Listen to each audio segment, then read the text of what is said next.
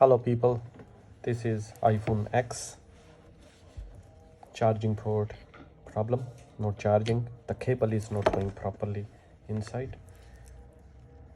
Condition is pretty bad as well, but we were just told to look the charging port.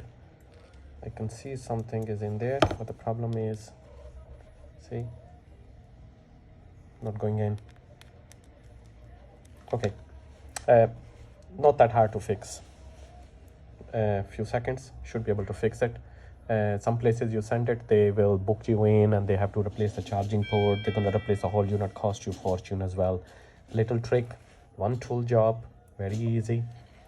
Okay, hold it firmly. You can see that something is in there. Little needle like that and the stuff. Phone is off. Right to left, left to right. Right to the left, left from the right.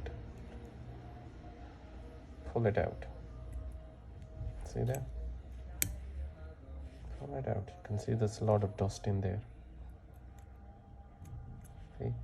Don't push too, bring it in just a little bit right in the middle. Dollar shop, pound shop, this little suction, pump it. You can blow it out from your mouth. Job done.